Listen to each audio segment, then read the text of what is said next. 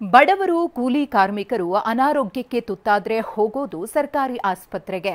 ಆದರೆ ಅಂಥ ಸರ್ಕಾರಿ ಆಸ್ಪತ್ರೆಯ ಸಿಬ್ಬಂದಿಗಳೇ ವಸೂಲಿಗೆ ನಿಂತ್ರೆ ಬಡಬಗ್ಗರ ಗತಿ ಏನು? ಇಂತಿಂತ ಚಿಕಿತ್ಸೆಗೆ ಇಂತಿಷ್ಟು ಹಣ ಅಂತ ಫಿಕ್ಸ್ ಮಾಡಿದ್ದಾರೆ. ಗಡಿ ಜಿಲ್ಲೆಯ ಸರ್ಕಾರಿ ಆಸ್ಪತ್ರೆಯ ಕರ್ಮಕಾಂಡ ಇದೀಗ ಬಟಾಬಯಲಾಗಿದೆ.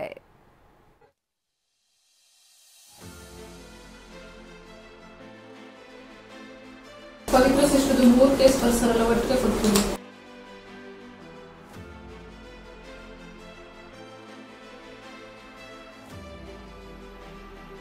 ಪವಿತ್ರ ಸಿಸ್ಟರ್ದು 3 ಕೇಸ್ ಅವರದ್ದು ಸೇರಿಸಿ ಕೊಟ್ಬಿಡಿ ಅಂತ ನಾಚಿಕೆ ಬಿಟ್ಟು ಹಣ ಕೇಳ್ತಿರೋ ನರ್ಸ್.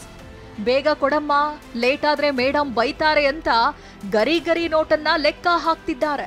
ಇದು ಚಾಮರಾಜನಗರ ಜಿಲ್ಲೆ ಸಂತೇಮರಹಳ್ಳಿ ಸರ್ಕಾರಿ ಆಸ್ಪತ್ರೆಯ ಲಂಚಾವತಾರ. ಸಂತೇಮರಹಳ್ಳಿ ಸರ್ಕಾರಿ ಆಸ್ಪತ್ರೆಯ ಕರ್ಮಕಾಂಡ. ನಾರ್ಮಲ್ ಡೆಲಿವರಿ ಸಿಸೇರಿಯನ್ಗೆ ರೇಟ್ ಫಿಕ್ಸ್.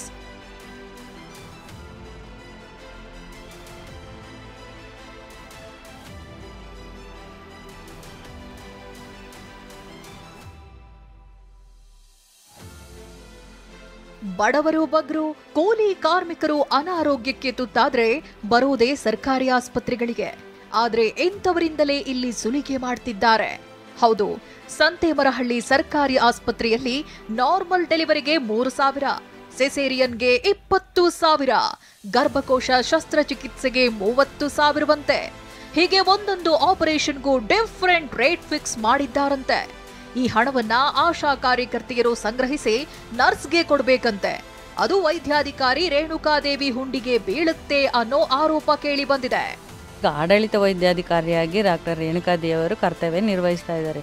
ಅವರು ಮಾತ್ರ 1 ರೂಪಾಯಿಗೂ ಕೂಡ ಹಾಸ್ಪಿಟ್ಲಲ್ಲಿ ಎಲ್ಲಕ್ಕೂ ಹೊರಗಡೆಗೆ ಬರಿತಾ ಇದ್ದಾರೆ. ಅದೇ ಹಾಸ್ಪಿಟ್ಲಲ್ಲಿ ಕೆಲಸ ಮಾಡೋ ದೇವರಾಜು ಸರ್ ಕೂಡ ಎಲ್ಲನೂ ಅಲ್ಲಿ ಏನು ಸಿಗುತ್ತೆ ಅದು ಕೊಡಿಸ್ತಾರೆ. ಬಟ್ ಈ ರೇಣುಕಾದೇವಿ ಡಾಕ್ಟರ್ದು ಮಾತ್ರ ತುಂಬ ದಂಧಲೆ ನಡೀತಾ ಇದೆ ಸರ್. ಈ ಆರೋಪಕ್ಕೆ ನರ್ಸ್ ಆಶಾ ಕಾರ್ಯಕರ್ತೆಯರಿಂದ ಲಂಚ ಹಣ ಸಂಗ್ರಹಿಸಿದ ವಿಡಿಯೋ ಸಾಕ್ಷ್ಯ ನುಡಿದಿದೆ.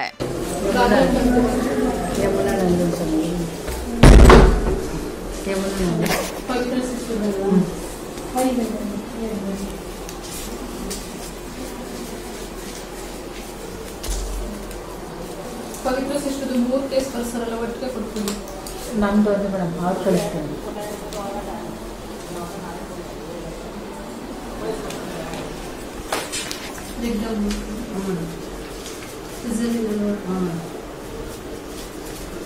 ಅಲ್ಲಿ ಯಾರಿದ್ದಾರೆ ಕಳ್ಸಪ್ಪ ಒಂಚೂರು ಮೇಡಮ್ ಕೊಟ್ಟಿದ್ದು ಏನು ಮಾಡ್ತಿದೆ ಅಂತ ನಾನು ಬೆಳೆದ. ರಾಣಿ ಎಂಬ ಆಶಾ ಕಾರ್ಯಕರ್ತೆಗೆ 10,000 ಹಣವನ್ನ ರೋಗಿ ಸಂಬಂಧಿ ಬಳಿ ವಸೂಲಿ ಮಾಡೋಕೆ ಹೇಳಿದ್ರಂತೆ. ಇದಕ್ಕೆ ಒಪ್ಪದಿದ್ದಕ್ಕೆ ವೈದ್ಯಾಧಿಕಾರಿ ರೇಣುಕಾದೇವಿ ಇಲ್ಲ ಸಲ್ಲದ ಆರೋಪ ಮಾಡಿ ರಾಣಿಗೆ ಮೆಮೊ ನೀಡಿದ್ದಾರಂತೆ. ಆಶಾ ಕಾರ್ಯಕರ್ತೆಯರಿಗೆ ಮೆಮೊ ಕೊಡಲು ಅವಕಾಶವಿಲ್ಲ. ಇಷ್ಟಾಗ್ಯೂ ಮೆಮೊ ನೀಡಿರೋ ವೈದ್ಯಾಧಿಕಾರಿ ಅಡ್ಡಕತ್ತರಿಗೆ ಸಿಲುಕಿದ್ದಾರೆ. ಅಲ್ಲದೆ ಅಟ್ರಾಸಿಟಿ ಕೇಸ್ ಹಾಕ್ತೀನಿ, ನಿನ್ನನ್ನ ಒಳಗ್ ಕಳಿಸ್ತೇನೆ ಅಂತ ಬೆದರಿಕೆ ಹಾಕ್ತಾರೆಂಬ ಆರೋಪವೂ ಕೇಳಿ ಬಂದಿದೆ. ಡಾಕ್ಟರ್ ರೇಣುಕಾದೇವಿ ಅವರ ಫ್ಯಾಮಿಲಿ ವಿತ್ ಅವರು ಮತ್ತು ಅಲ್ಲೇ ಹಾಸ್ಪಿಟ್ಲಲ್ಲಿ ಅಧ್ಯಕ್ಷರಾಗಿದ್ದಂಥ ಶಂಕರಪ್ಪ ಅವರು ಕೂಡ ಹೇಳಿ ನಿನ್ನ ಮೇಲೆ ದಲಿತರು ಅನ್ನೋದ್ರ ಬಗ್ಗೆ ಅಟ್ರಾಸಿಟಿ ಕೇಸ್ ಹಾಕ್ತೀನಿ, ನಿನ್ನ ಮೇಲೆ ನೀನು ಯಾವ ಥರ ಜಯಿಸ್ಕತೀಯ ನೋಡ್ತೀನಿ ಅಂತೆಲ್ಲ ಹೇಳಿದ್ದಾರೆ. ಏನೇ ಹೇಳಿ ಖಾಸಗಿ ಆಸ್ಪತ್ರೆಗಳಿಗೆ ಹಣ ಕಟ್ಟಲಾಗದೆ ಜನ ಸರ್ಕಾರಿ ಆಸ್ಪತ್ರೆಗೆ ಬರ್ತಾರೆ. ಆದ್ರೆ ಇಲ್ಲಿಯೂ ಸುಲಿಗೆ ನಡೆಯೋದು ನಿಜಕ್ಕೂ ದುರಂತ. ಅಧಿಕಾರಿಗಳು ಇಂತಹ ಧನ ಪಿಶಾಚಿಗಳ ವಿರುದ್ಧ ಸೂಕ್ತ ಕ್ರಮ ಕೈಗೊಳ್ಳಬೇಕಿದೆ. ಸೂರಜ್ ಪ್ರಸಾದ್, ಟಿವಿ9, ಚಾಮರಾಜನಗರ.